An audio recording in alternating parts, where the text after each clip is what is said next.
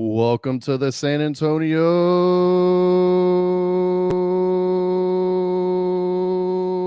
FC FanCast. I'm your host, Royce. With me, I have the gruesome twosome. To my left, we have Harry. Harry, how are you? Doing well. Congratulations, Captain, on hitting the intro button to start out with. So look at me, all grown up. I'm all grown up. Look at me. Rafa, how are you? Pretty good. Just glad to be back. A little hiatus. Back in the saddle. Back in the saddle for sure. Having a great time here. Man, how about we get this thing started, huh? Let's go into some player transactions as we normally start things off first. Well, you know what? First, let's ask Harry. Harry, how have you been? It's been a while. We're back in the saddle. What have you been up to lately in the last month that we kind of took a sabbatical there? Actually, it's been close to 2 months, actually, if you really want to know the truth. Fair enough. And fun fact that I put out there, in that time frame, Las Vegas and El Paso have the same number of wins, which is 1. Yikes. So in that period, when I was going through and updating the standings page, El Paso went from 3rd to where they're at now. But no, for me, I do want to thank everybody for reaching out, kind of inquiring about the show. I needed a break for it here. Just there was a lot of stuff going on, work, family, just drama stuff going on in 5 years, and it got to a point for me where it wasn't fun. And, I'd spoke to Royce and I'd spoke to Rafa about, hey, I was thinking about stepping down permanently and discontinuing it. But Royce and Rafa said, hey, take a break. Originally, it was supposed to be a couple of weeks. And here we are almost 2 months later. And so thank you guys for hanging with me. And like I said, here, the battery's kind of recharged, and kind of excited about doing this. I know Royce, we've got you kind of where you can controls. I know Rafa's got controls to where if I'm not here, you guys can step in and run the ship. I know for me, part of the issue was I got too focused on SAFC and stuff. And since then, I've kind of pulled back in this 2 months. Still love soccer, still follow, USL, but kind of picked up football again with Robert and you guys, and we might be doing a secondary show soon coming for that here. But thank you to Royce and Rafa for giving me some time to breathe sometimes. And I know SAFC and most of the captain armbands are about 988 mental health. I know that's something that we kind of focus on as a group. Through there, sometimes it sneaks up on you, and sometimes you don't realize you need a break until you need a break. So, and it wasn't that bad. Not trying to compare the two, but just got where it wasn't fun, and so thank you for allowing me to take the break. And SAFC was on autopilot until recently, so I figure it's time to get back in and see if we can right this ship again. Yeah, we'll definitely get into more discussion on that. But I want to reflect upon that as well. That, we just kind of hit a point where we're like, another one, another one. So we needed we need to take a little sabbatical, a little break, take a little mental health time off. Obviously the players don't get that luxury.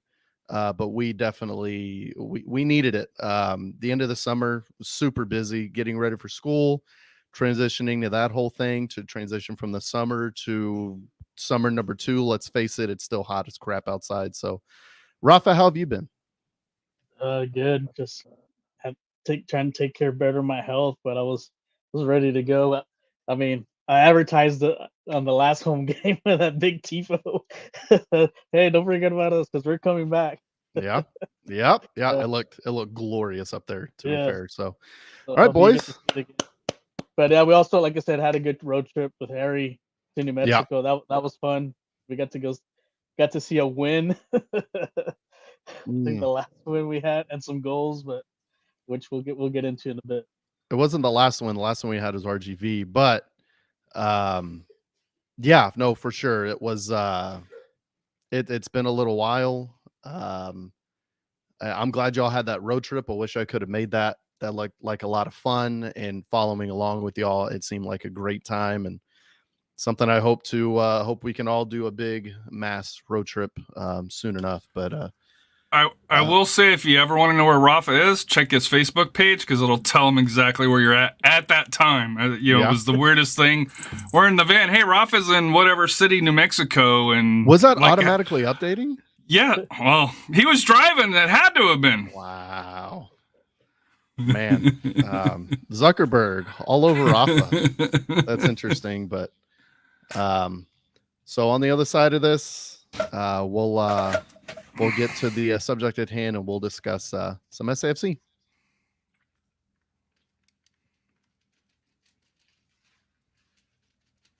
Speaking of the devil, someone that should have gone on the trip. Hey, we're not hearing it, Royce. Oh, really?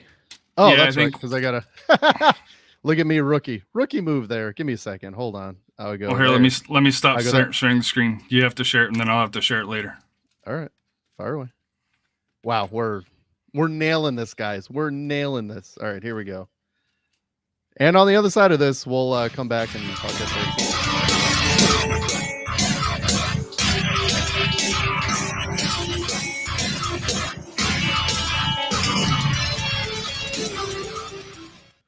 All right, hopefully I didn't blow anybody's ears out, because I have no idea how loud that is. So it was loud. I will go halfway next time. Whoops. Okay, so getting into it, let's do some transaction talk, because that's what we normally do at the top of the show. We'll talk transactions, and we've had a few since we had our last show. The big one, the big surprise to everybody, was that Christian Pirano requested his outright release from San Antonio FC. From what we heard, he went to Argentina to go back home, and we saw on social media he went back home and had some time. There's rumors of a trip to Greece, that he went back over to Greece, because we had done a show where because he opted out on June 30th. Mm-hmm. We had done a show right after the 4th of July about that, and there were pictures of him in Greece, if memory serves me right. Fair enough. But on August 16th, San Antonio FC transferred the rights to Sacramento Republic. So let's talk about this real quick. And Rafa, I'll swing to you here in a second. And I think this is what happened. And there's a lot of speculation. There's a lot of people on social media saying, I didn't know USL was like MLS, where you have players' rights. Well, I think what happened was that Spurs Sports and Entertainment in Pirano's contract put a clause in there that said, we have the right to sign you if you stay in this league. Mm-hmm. And then we can sell your rights elsewhere. And that was to avoid the issue that they had the first time around when Pirano left, when they got nothing. He left on a free. Rumor has it people were loading up to spend $500,000 or even $750,000 on a transfer for him. And that didn't work out, because SAFC decided in 2021, we're going to risk it biscuit, and we are going to try to win everything. And then the handball incident against New Mexico happened, yada, yada. We know the history. Chris, we hand. Yeah, exactly. We hand. But we Pirano left in the offseason on a free. We didn't get that money. He went to Paco Steferia, and then he got loaned out to a Greek second division. And I guess he tried to get that going again. I guess it didn't happen. And lo and behold, he ends up getting transferred to Sacramento Republic, one of our biggest rivals in the league. So that hurts quite a bit. Rafa, your thoughts on the whole epic saga of Christian Pirano this season? I think this is like a little discussion. I think me and Harry had a couple of the other day about him. I think his intentions were to go back to Europe. And I think the way he was playing, way he was trying to sell himself. There was some conflict. We saw that penalty kick. I think the honeymoon pretty much ended, and I think SAFC needed to move on. And I don't know, the fans were not happy about him going to Sacramento, so why are we getting him to the team that's ahead of us? But at least we got something out of nothing. Mm-hmm. For a player that didn't want to be here. Yeah.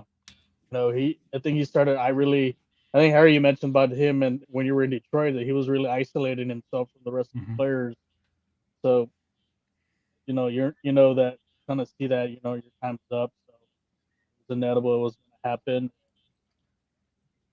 Good luck to him. I don't know what's the status now because I think he got hurt on the last game. But yeah, good luck to him. But when we see him in the playoffs, me a look for him. So. But I honestly thought he was going to end up in Europe. I really thought, seeing those pictures, he was going to sign with that. We all thought he'd sign with that the team for Greece, but then something I think probably something happened. The deal fell through, and this was the other option.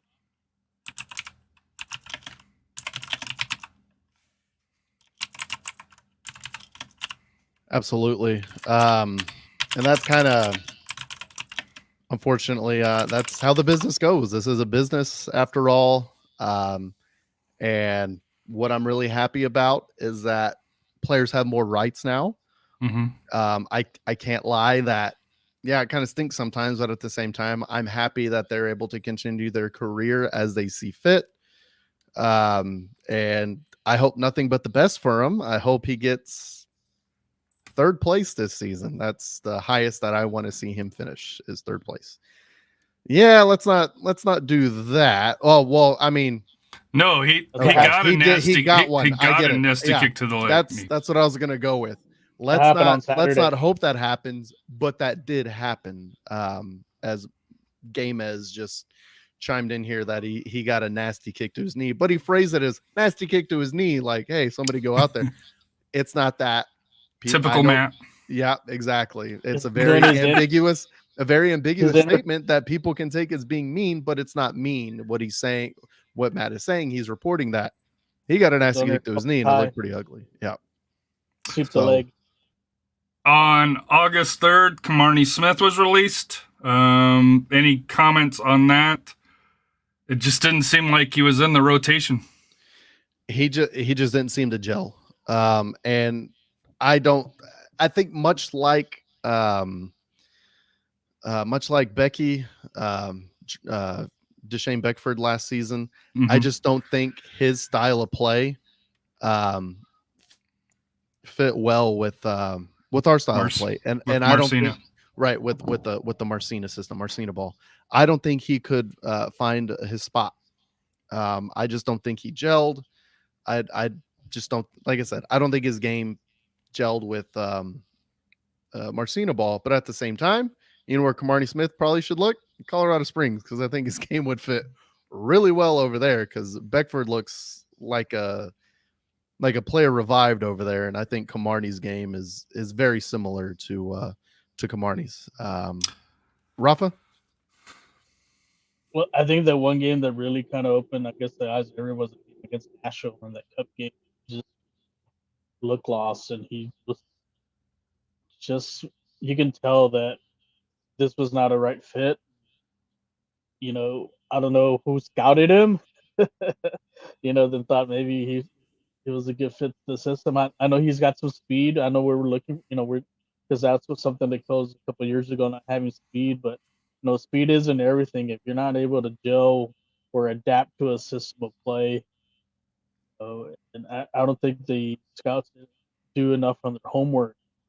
If he was capable or was he coachable, things like that to adapt to that style of play. And wherever he is, like, good luck to him, where he lands. And it's happened before, so you have to move on. And then the last one, fan favorite, kind of maybe cult hero like Zico Bailey, August 17th, a mutual lease, and 5 days later signed with New Mexico United and done very well over there. For me, I almost think this is one where Zico and his agents, weren't getting any time, weren't in the 18, kind of seeing if there was some availability out there, and was able to get with New Mexico United and I think San Antonio FC. Worked with him to release him. Zico 25-day contract, April 11th, a full-time contract to be in mutual release, and then finding a home with New Mexico United. And obviously we're not fans of New Mexico United, but hopefully he can continue on there next year if they keep the same coaching staff for that here. So thoughts on Zico? I know a lot of fans probably are upset more that he's gone even more than Pirano, especially with recent performances in the back line. Would you agree or disagree, Rafa? Well, he had a game winner against Monterey Bay, and he was really, if you watched him play, he was very efficient. He was great defensively, great passer, so forth. I think what hurt him was maybe his size, but I mean, you have Maloney out there, so really there's an excuse as far as being the size. I think we could have found ways to put him in. I think there were certain games we could have put him in, and maybe he could have made a difference as far as kind of tilting the balance of some games, holding on to a lead or getting a lead. He was kind of, like I said, when he did come off the bench, he gave us some instant offense, just efficiency, passing, getting into space. And, towards the end, we were kind of head scratchers, like, why we, a couple players that are starting now are like, why is this guy starting? And we had, it was a lot better. So, but yes, it was time. His time was here short. He did what he had to do. Good luck to him in New Mexico. I know we're not playing them in playoffs, but good luck to him. But I think that we missed. I think that was a mess up by the front office. I think we should have. Rafa, check your mic, and then Royce, if you want to fill it off on that, because Rafa, your mic's cutting in and out on the show and stuff. It kind of seems like your audio is going through the computer, not your microphone. So just make sure it's going through your microphone. Test 1, 2, 3. Yeah, I mean it's there. It's breaking up a little bit. Producing on the show. Look at us, completely professional. We're just first show back. So yeah, I know we got to get back in the swing of things. Apologies, not that anyone's gonna notice because I blew everybody's eardrums out with the first transition. So anyway, no, with the whole Zico thing, I think there were two things that were visually obvious to me that really kind of kept him from breaking that. And one of them is just Connor Maloney's Connor Maloney. He's unbelievable. He's an unbelievable player. I can't believe we have that kid. And his instincts are so much better than most people's on the field. He and Tainer together are incredible on the left side. And that was a thing that was obvious in some of the matches that Zico would start in the beginning of the season.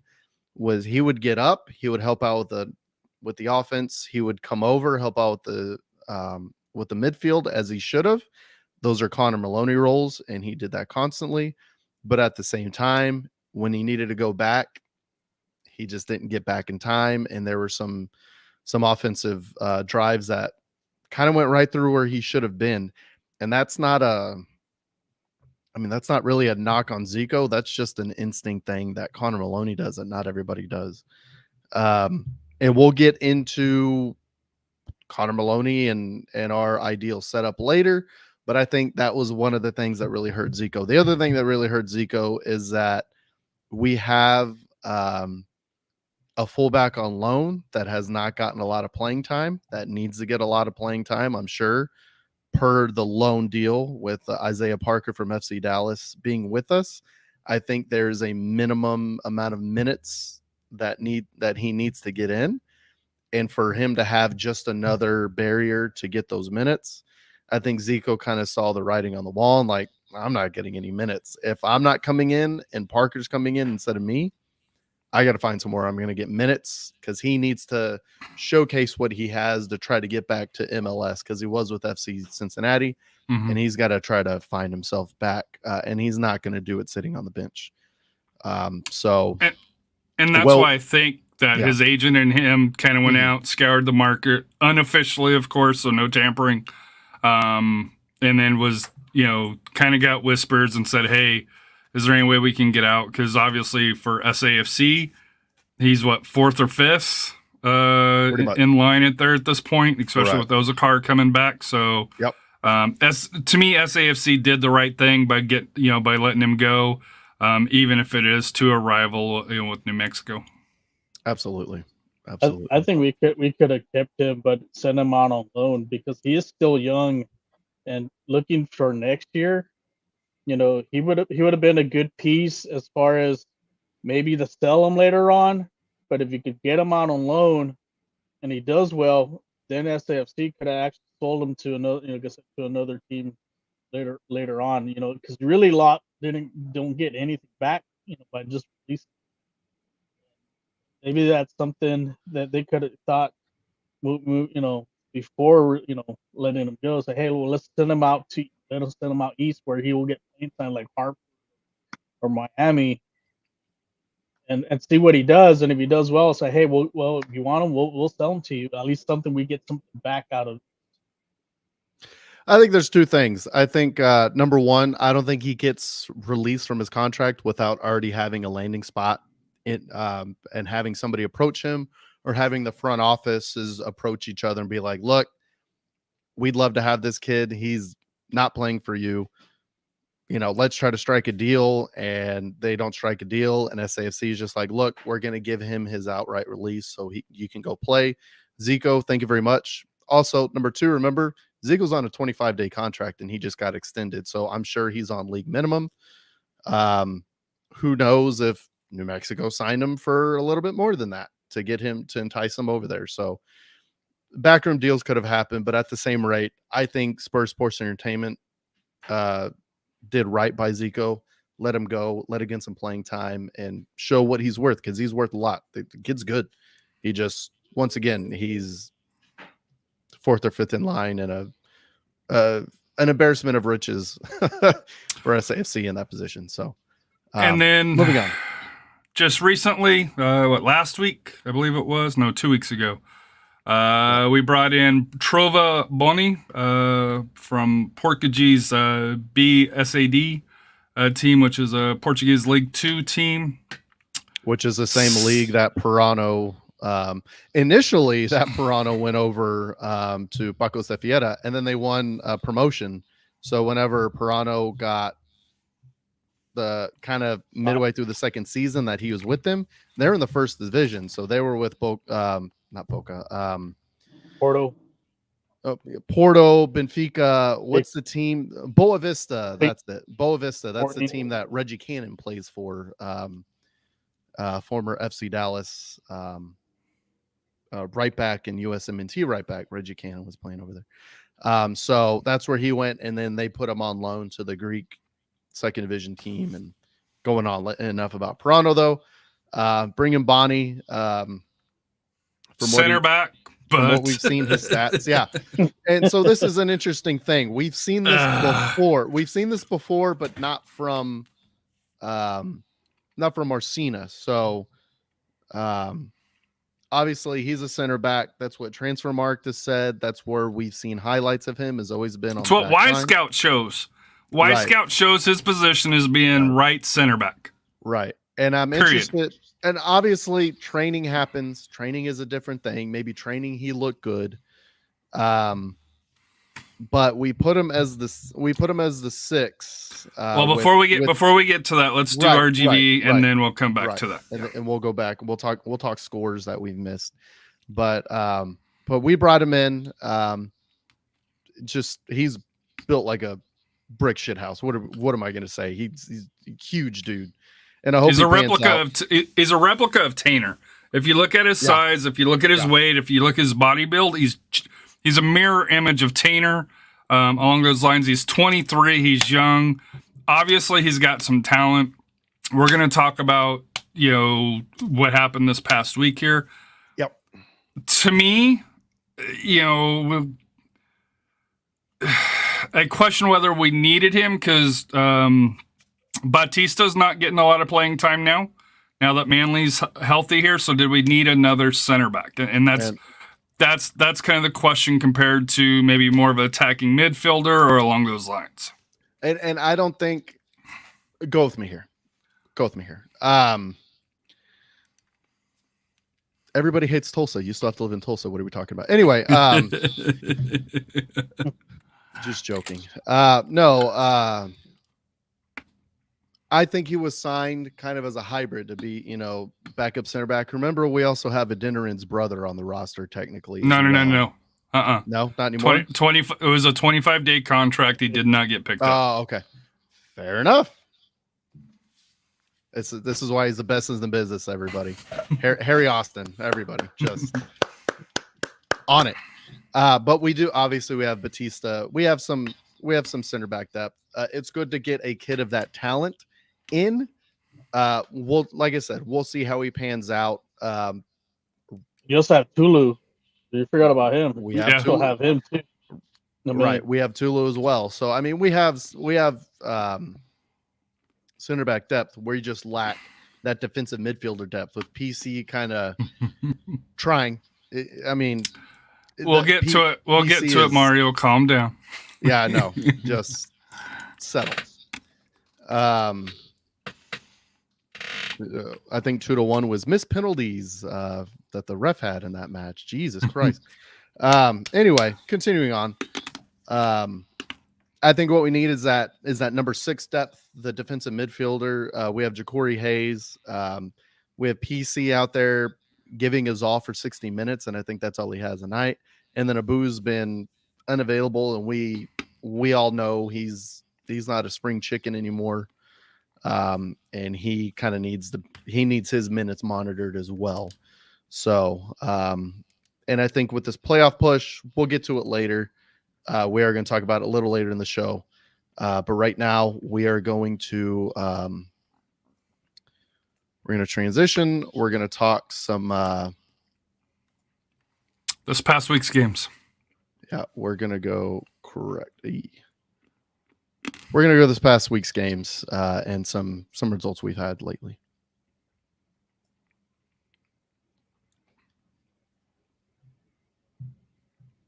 You sharing the screen? I suck, dude. I suck at this. Hold on. Give me a minute. There's that. There's that. There's that.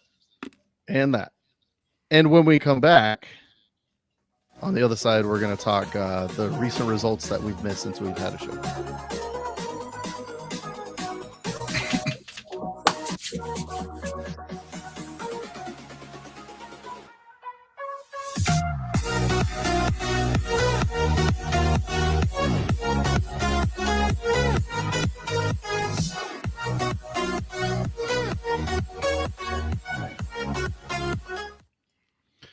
All right. Where do we leave off? We are going to be talking formation RGV, San Antonio FC, the Battle of the CopaTejas. Win, draw for San Antonio. They get the cup. Lose, RGV gets the cup. Prior to this match, there was 2 0-0 draws at home. Monterey Bay and Pittsburgh Riverhounds. So offensively, we were kind of struggling going in. I think there was probably 15, 20, 25 of us that went down to RGV. I will say, and I'm sorry, down in the valley, it was probably the worst atmosphere for a game down in HEB Park. There was less than 500 people there, I would wager. For it here, it was very sparse and somewhat of a dead crowd. Dead enough that you could hear SAFC fans, because Spurs Sports and Entertainment, SAFC, took down a bus for staff and family members. They were on the other side of the stadium. We were on the other side. And from my understanding, you could pick up the SAFC chant on air. You guys were clear as day on the broadcast. I was watching and chanting along. It was great. So, but yes, we were going from one side, from the west side to the east side and back and forth. And all credit to the Stampede. They were trying to create an environment there. Just, there's some worry.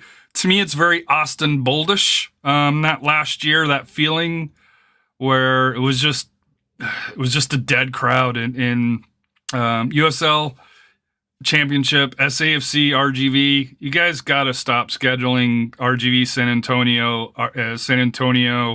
El Paso, even El Paso RGV on Wednesdays. It hurts. Neither crowd, especially for San Antonio RGV, was where it should have been or where it would have been if it would have been a Saturday game.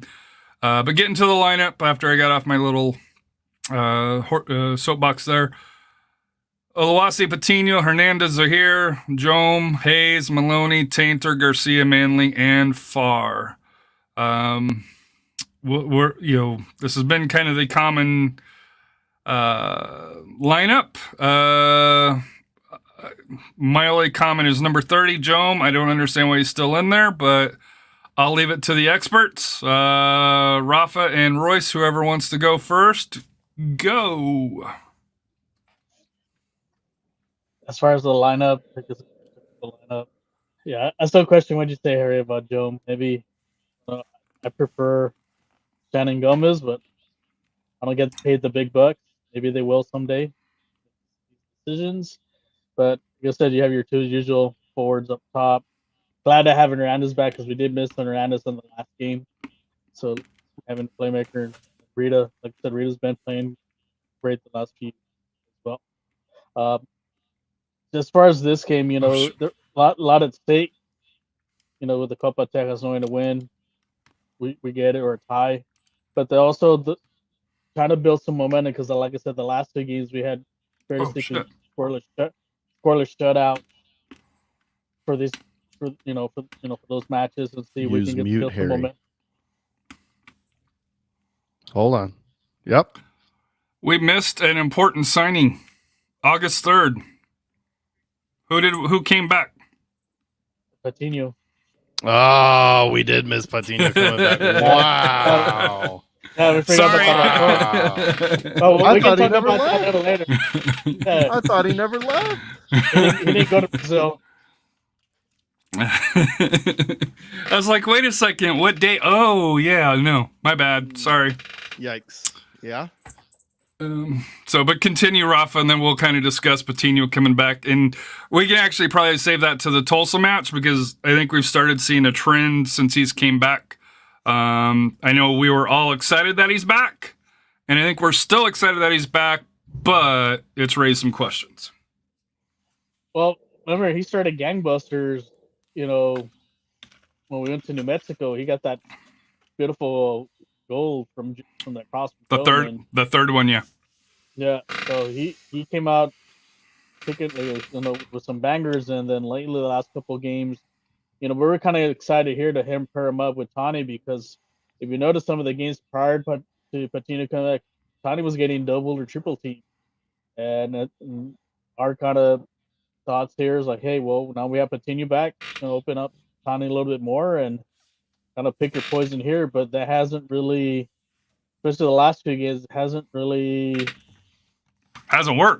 Period. Worked yet. But like I said, sometimes finding the back of the net, it's gonna take them some time. But I think they're starting. You do see some little things. They're starting to kind of get comfortable with each other.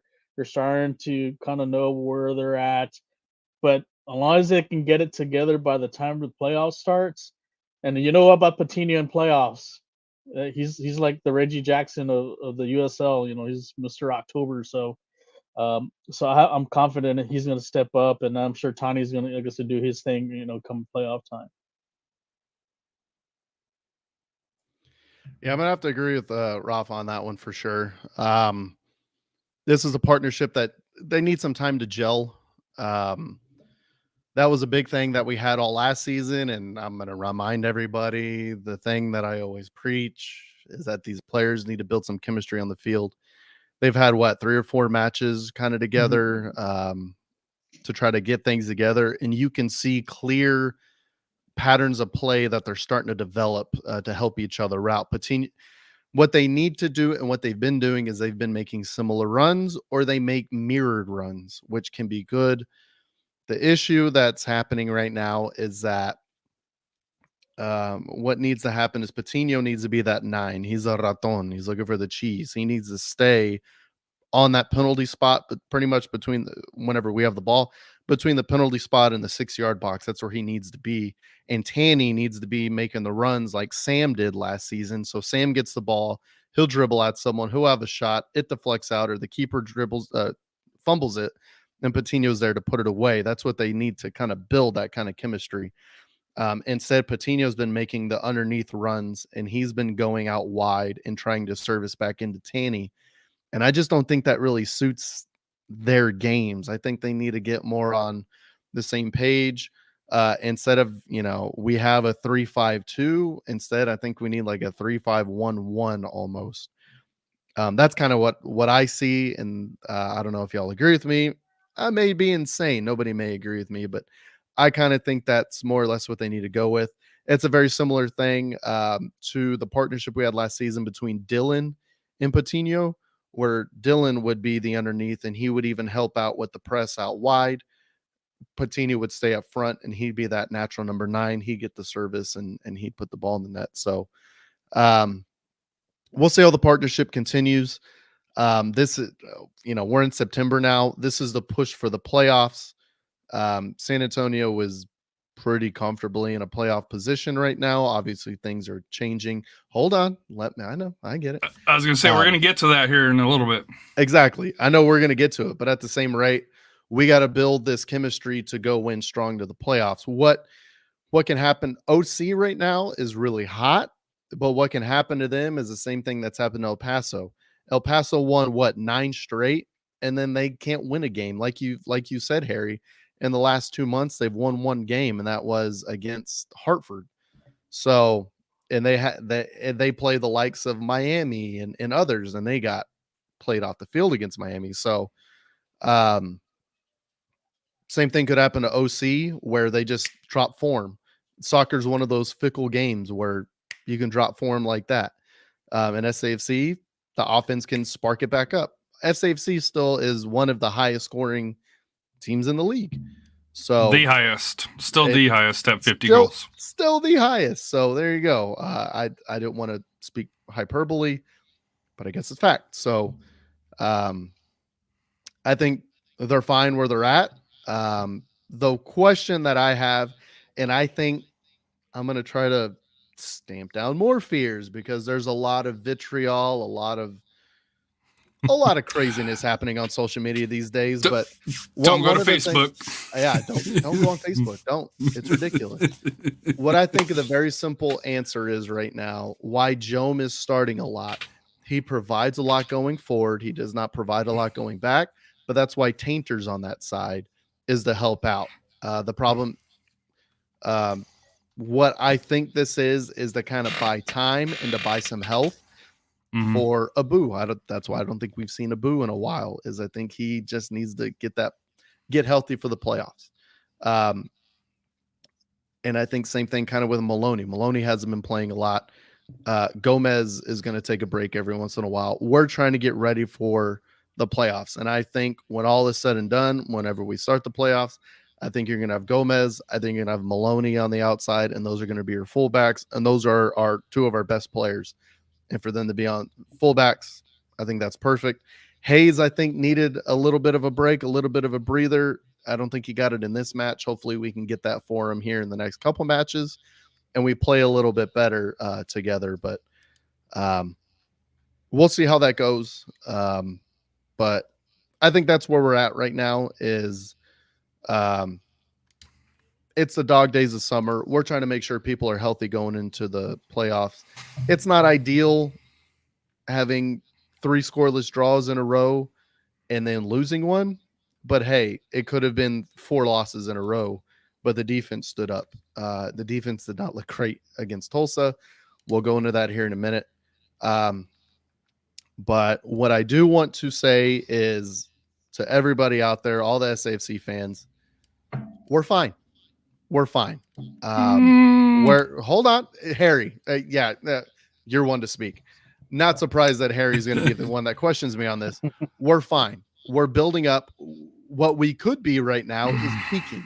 We could be peaking. And if we're peaking and we don't have problems and we go in the playoffs and we limp in, hey, we're screwed. We're not going to do anything. We know our problems. They are actively trying to fix them, and they will get fixed in time for the playoffs. We're fine. We're fine. The thing I did want to go into is that we have hardware already. We won CopaTejas. We have CopaTejas. We are also in pole position to win the overall CopaTejas for Copa MLS. Shield. Thank you. Copa Shield between MLS, NWSL, and USL. We are in pole position for that, and we are sitting pretty. So we have hardware. We're in line to get more hardware. We're fine. The problems on the field, they're figuring it out. We have the best coaching staff in the league. They'll figure it out, and we'll go on from there. Rafa, what are your thoughts on the whole thing? Just the last 3. I know I've read the comments like you read them, and I know the you're accustomed, I guess, for all the winning. You have high expectations. You set the bar high, and you're expected to play at a level. But not all the teams can be there the whole time. You are going to hit some some rough patches, but as in the coaching aspect, the biggest complaint I hear is like, well, we've already been figured out and this and that. I think as a coaching staff, you do have to kind of look in the mirror and say, okay, what do we need to do to change things up? That way we're not too predictable, And we saw some of that towards the end of the game against Tulsa.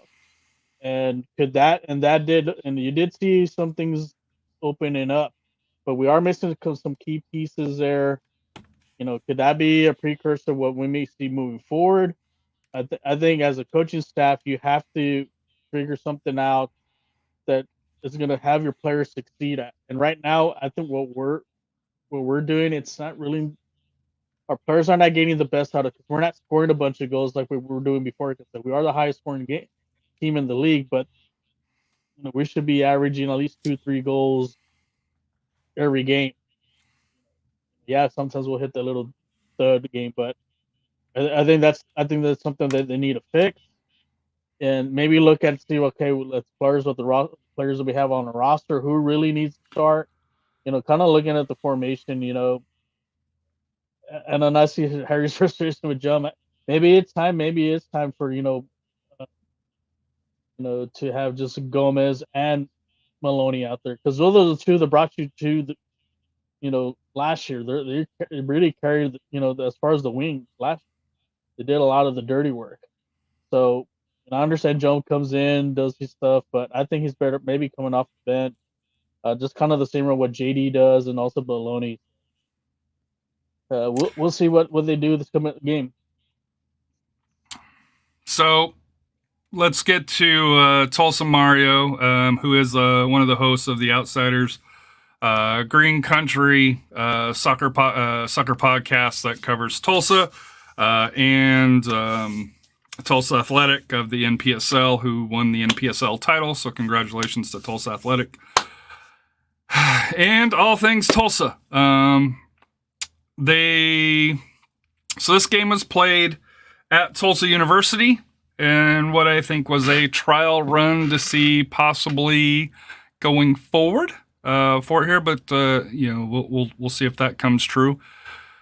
The lineup, and this is going to be one of the few times where I don't understand what Coach Marcina is doing, and I also got kind of a counter to your guys' Jones on here, but the lineup, Oluwasi Patino, PC instead of Zahir, so that's raised a flag for me. I understand if you're trying to watch minutes.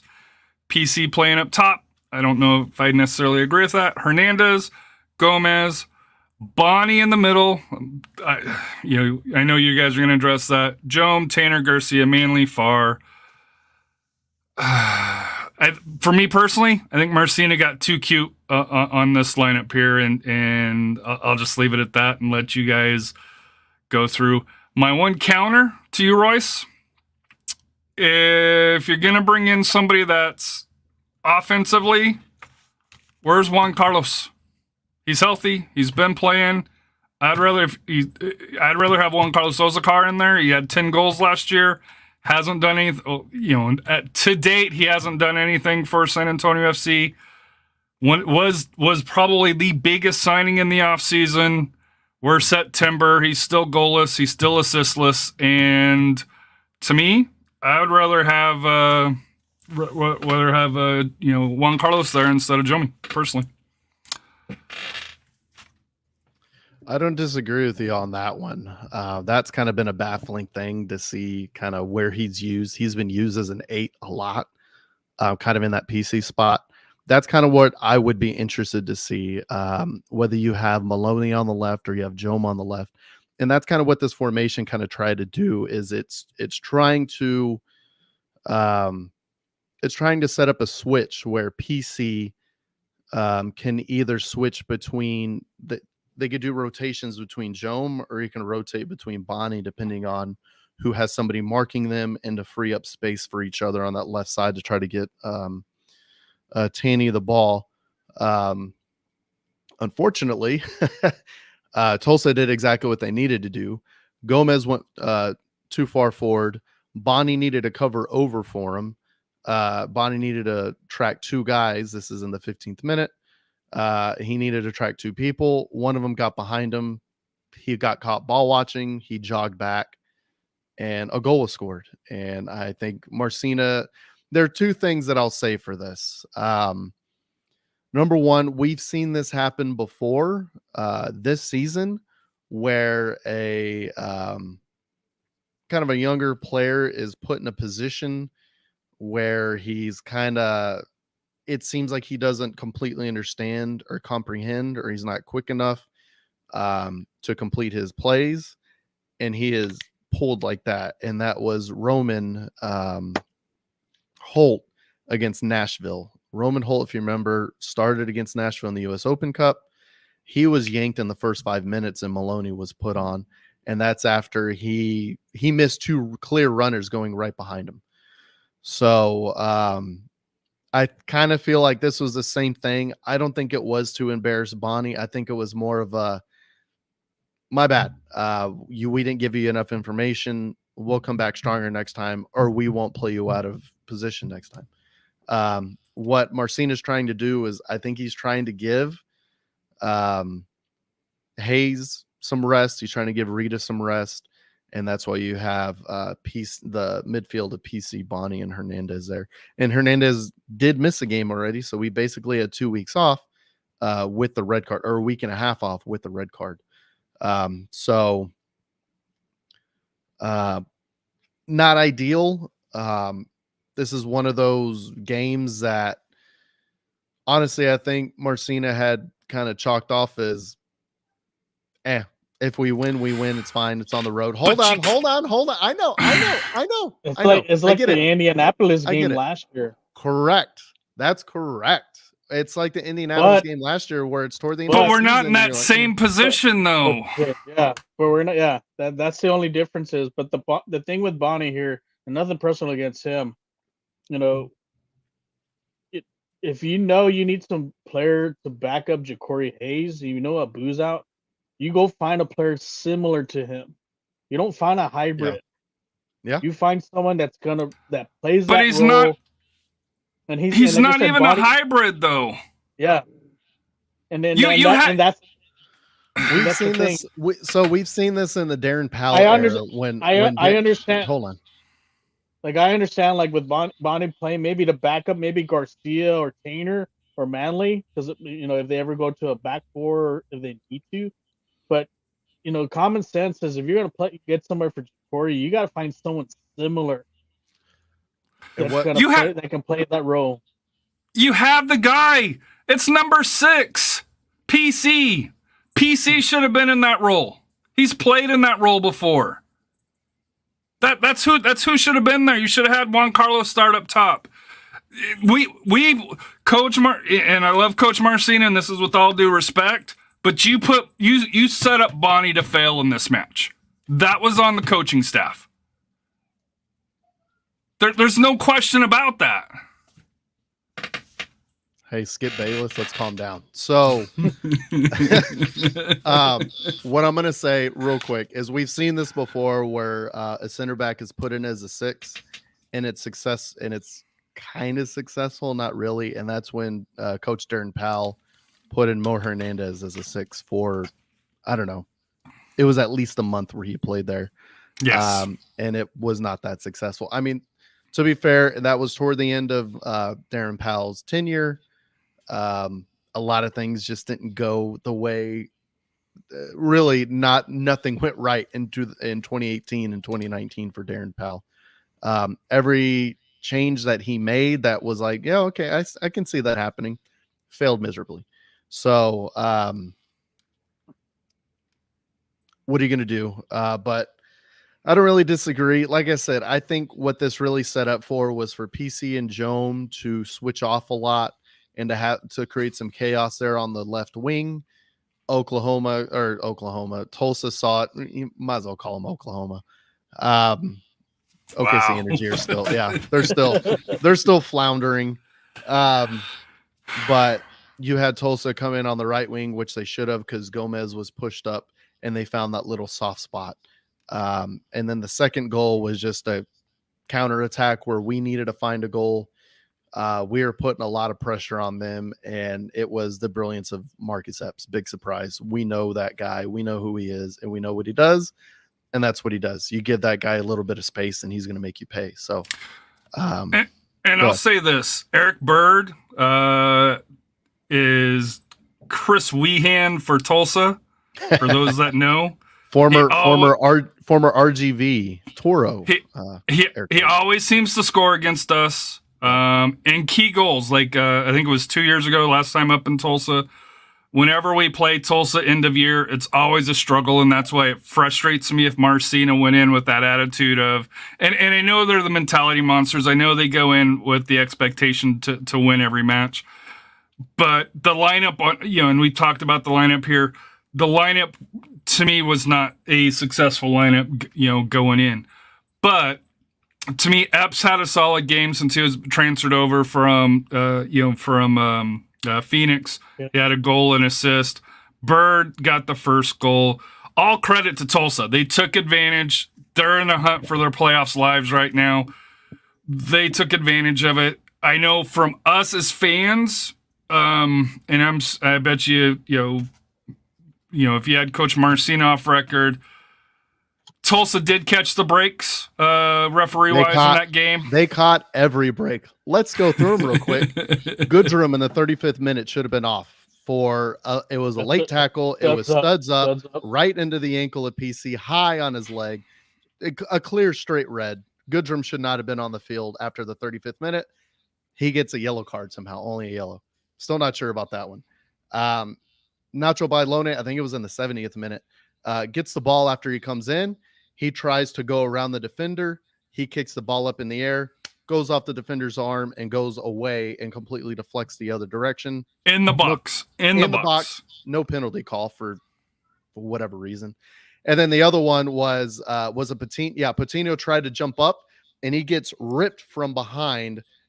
Clear as day. There's no way you go up in the air and come back on your back naturally. There's no way to do that unless you are pulled back. He is completely pulled back by the center back. No call on that one either. So Tulsa definitely got the breaks with the ref. Very lenient. He didn't really want to make a stamp on the game. He only gave yellow cards. He wasn't even that quick with them. Tulsa deserved more yellow cards than they got. And they got what they got. But fair play. They still earned 6 yellows. But what Tulsa did that we did not do is they put the ball in the net. So yeah, fair play San Antonio deserved a lot more out of that game. But it is what it is. We know what the refs are.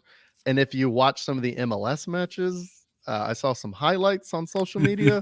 Yeah, they're not much better in MLS either. I hate to say. So I think. Well, if you watch some EPL action too, there are questionable calls as well. So that was unbelievable. What's his name? Kai Havertz goes in and he just gets his legs completely taken out. Sorry, man. Penalties called, and then they come back and like, yeah, that's not a penalty. His foot got kicked. What are you talking about? Yeah, unbelievable. So yeah. But anyway. we do have to talk about the first goal.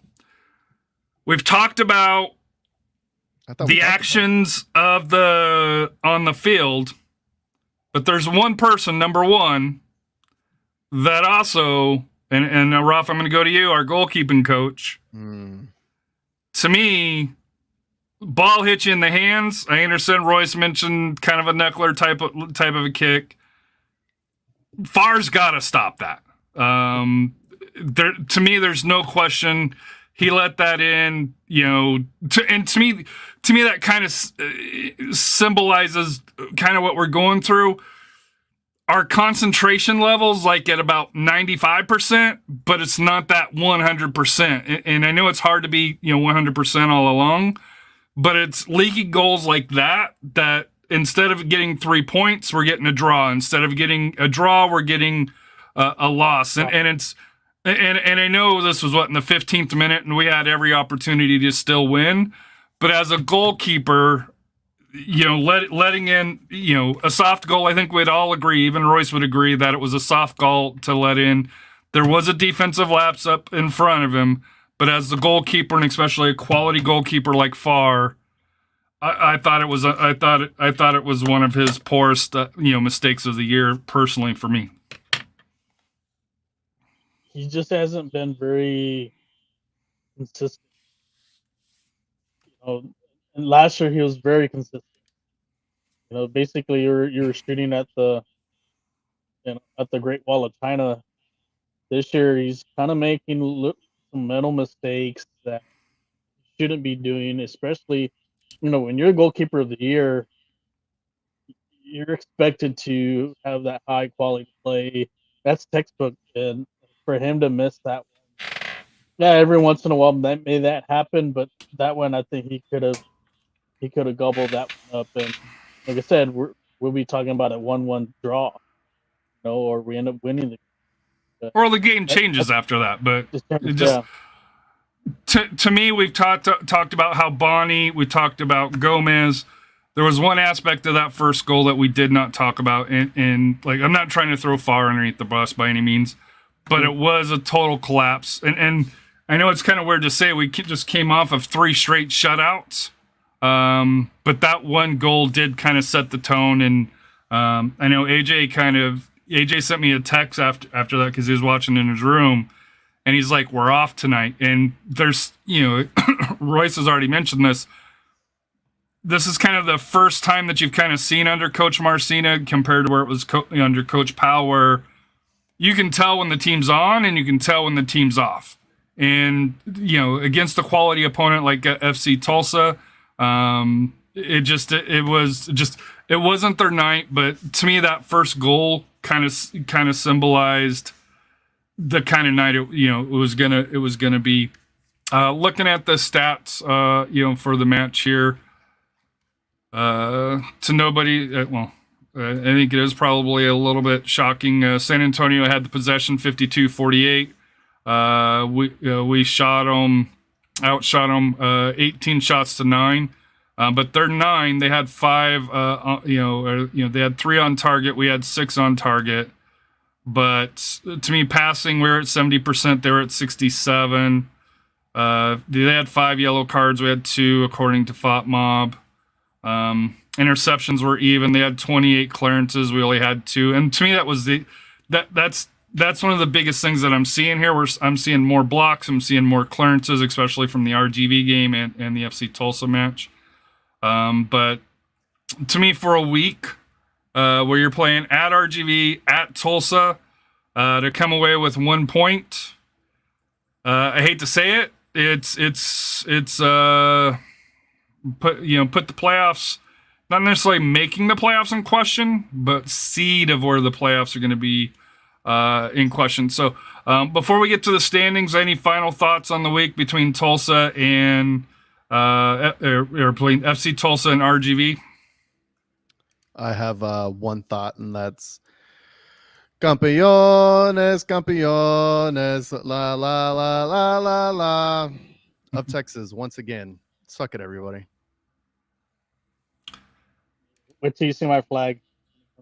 And yes, Tulsa Mario Bird is the MVP. He is a quality player. I'll give him that. He's always kills San Antonio when we play him. So, but no, hats off to Tulsa. I know it's a big win for them. Just to kind of recap of where we were before we took a break. This was the standings. El Paso, 9 wins, 31 points. Vegas, 1 win, 11 points. Really not a lot's changed in the East. Anybody ready for that El Paso roller coaster? Oh no. Oh no, buddy. So out east, out east, Riverhounds, Tampa, who we play, have clinched playoff spots.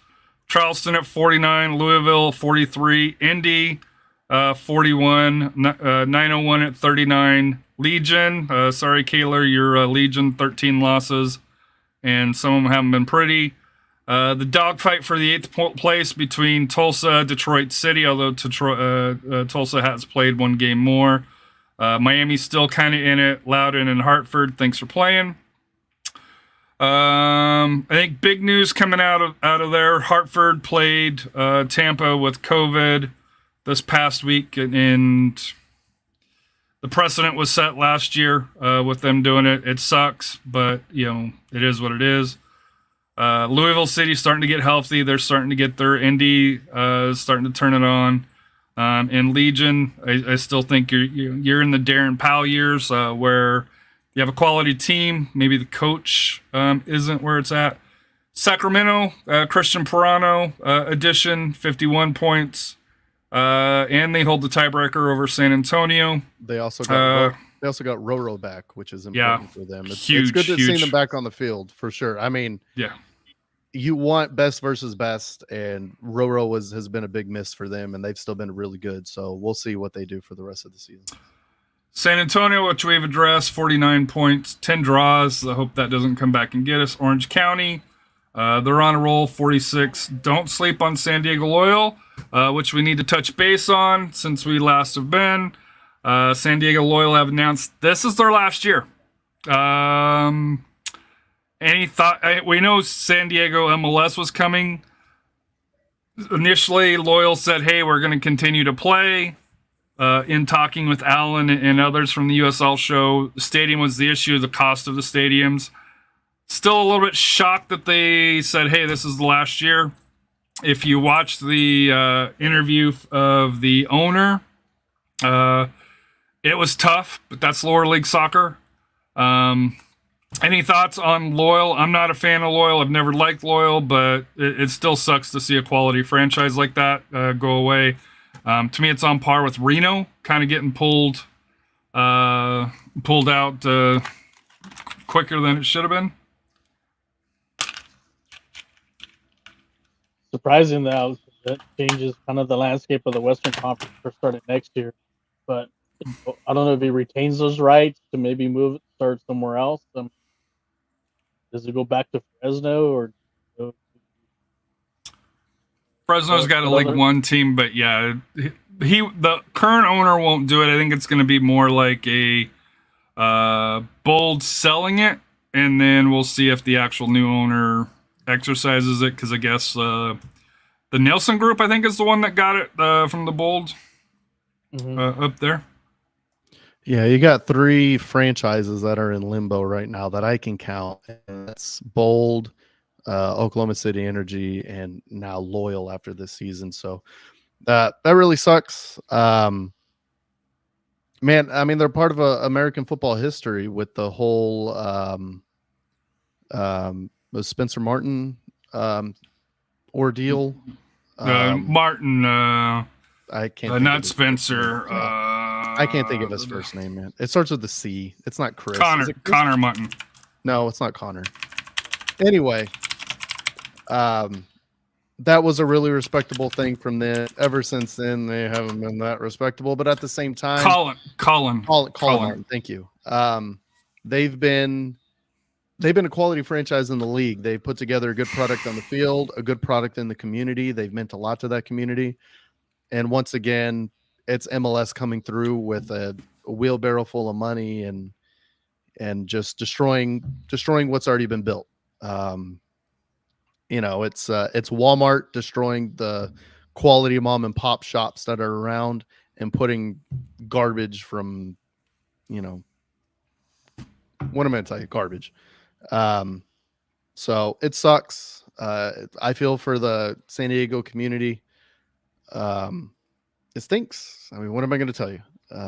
But look forward to the expansion of the league. Obviously, we have Milwaukee coming in, New Orleans probably, and a couple others. So Rhode Island. We'll see. Yeah, Rhode Island. Yeah, they're building that complex out there. So we'll see about Jacksonville. Yeah, we'll see. We'll see about the Armada. No, Armada's going MLS next. Armada's going MLS next pro. North Carolina FC. Yeah, North Carolina FC is promotion. They're coming back. So the league is expanding, even with the loss of some of these pretty big franchises. So it stinks. But until U.S. Soccer decides they really envision quality soccer as their end game instead of more money, then this is what the reality is going to be, unfortunately. So once again, shout out to everybody in San Diego, the people that are on the podcast that I've listened to in the past, the USL show. Was it Ryan on the USL show? It stinks, and I feel for y'all. So don't sleep on Rising. They're starting to get it together, especially offensively. Danny Trejo is doing Danny Trejo. Oakland Roots defensively. And then here's where it gets kind of iffy. Switchbacks, Locomotive, Monterey Bay, New Mexico United, RGV, all within a 4-point range, all struggling more than winning. And then Lights, thanks for playing. Although there was a report today that they're going to try to play at the new AAA baseball team at the stadium. Yeah, at the Aviators. That would be really cool going forward if they can make that work, because Cashman Field, where Cashman's at, it's in the middle of like an industrial area. It's out of the way. It kind of stinks where it's at. Where the Las Vegas Aviators field is, it's in the middle of a residential area. It's a lot more convenient to go to. It's right by a large shopping mall. So there's plenty of parking. There's crap to do there pregame or postgame. So that stadium's just in a much better spot. And if they can manage to somehow get a partnership there, yes, it's another team playing in a baseball field, but at the same rate, that may do really good for them, because they've obviously struggled. Look at their ridiculous gimmicks that they've done, or their very Vegas gimmicks.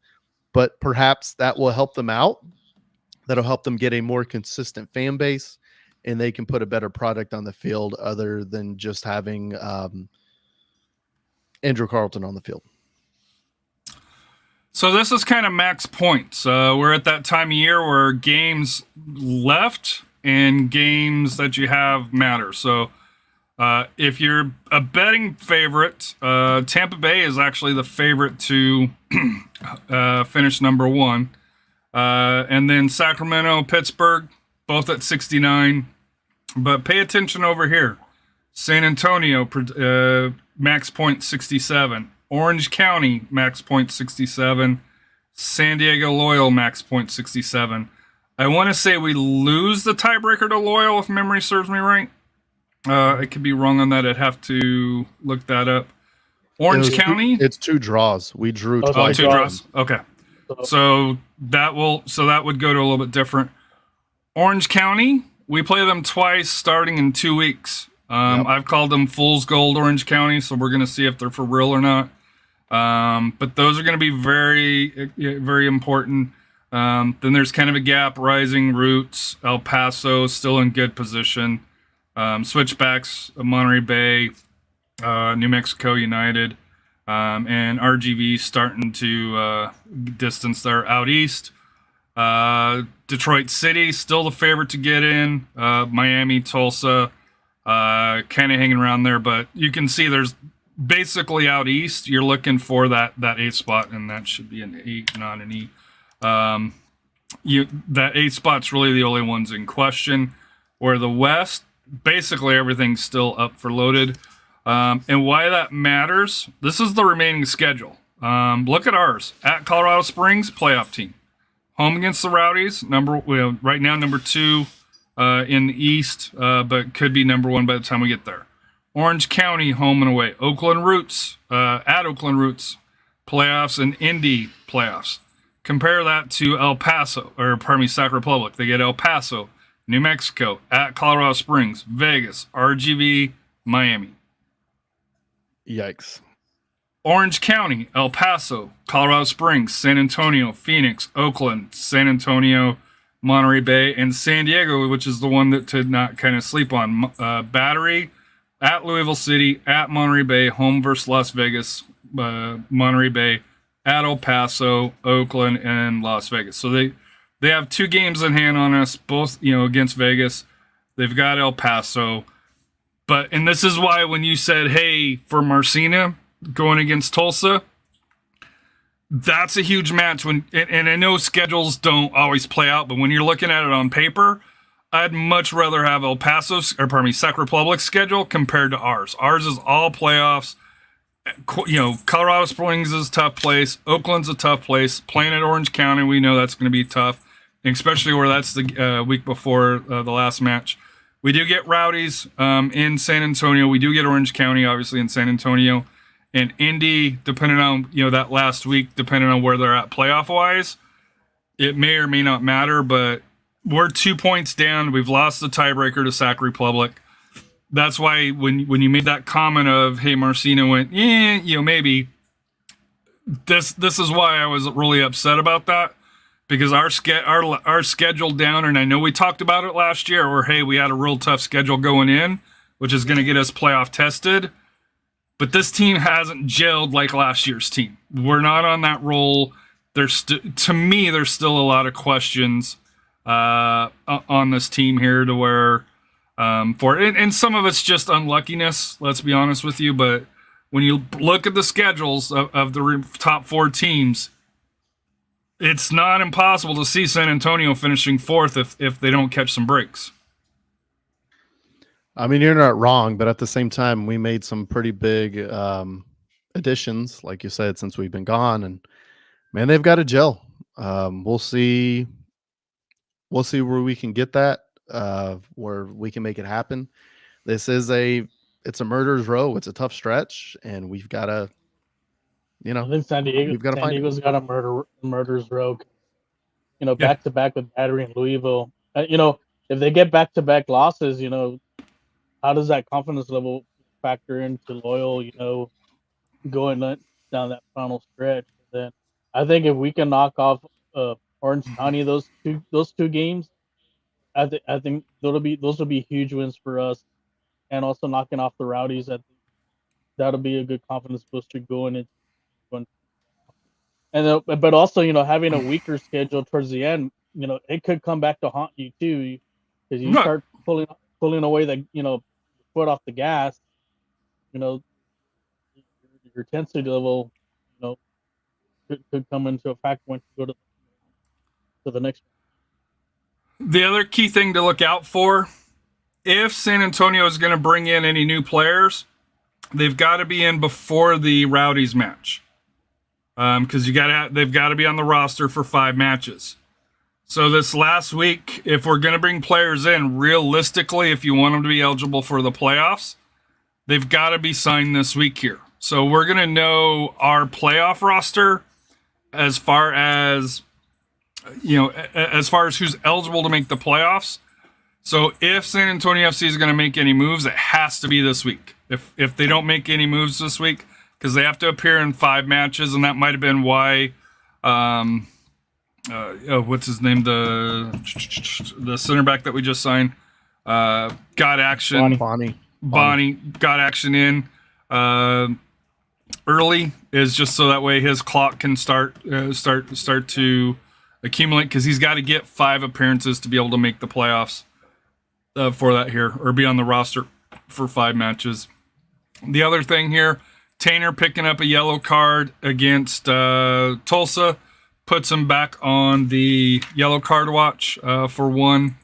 So it's possible if he gets another yellow card coming up here that he'll have to sit a match. So hopefully he can avoid it hopefully he can avoid it, because you're going to need him for the Rowdies. You're going to need him for Orange County along those lines here. So, but that's it for me as far as like standings and where we're at playoff wise here. So, yep, agreed. So let's just transition to final thoughts real quick. Just to get out of here, because it's school night after Labor Day, and we got to get to bed. So, Rafa, your final thoughts? Final thoughts. Look forward for this week's game. I'll be out of town. Really happy birthday to my mom on Wednesday. So happy birthday to her. Happy birthday! Hopefully she's watching. And then, like I said, my road trip to Austin. I'll be in the Austin area doing my thing. Del Rio.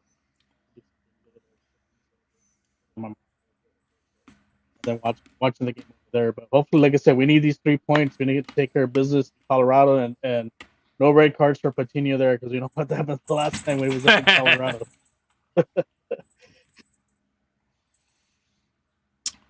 So, and Harry, your final thoughts? My final thought: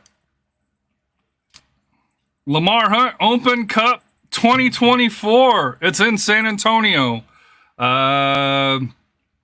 Alamo City Soccer Club is hosting Central Texas Lobos up in South Austin area. 2 local teams. I know David, the owner of the Lobos, pretty well. Should be a fun match, September 9th, so Saturday night, 8 p.m., especially if you live on the west side. It's free to enter. You can watch on VO Live app here for it here. I'm not sure the quality or anything along those lines.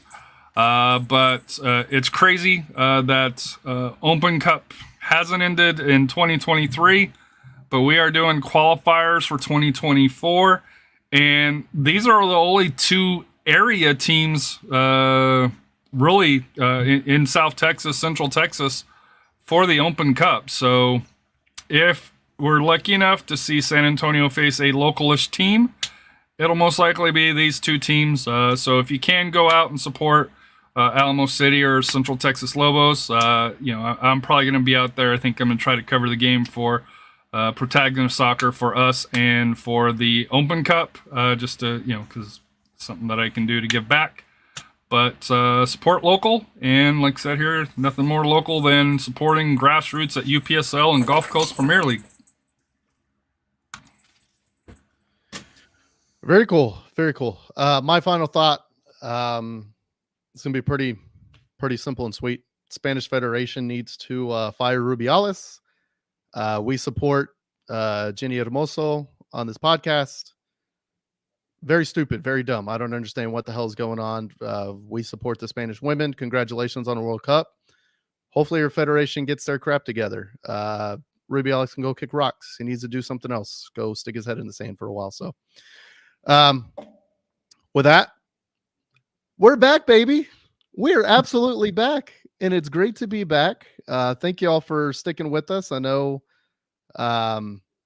it's been a while, but we're back, and appreciate y'all stopping by. Have a good one. See ya.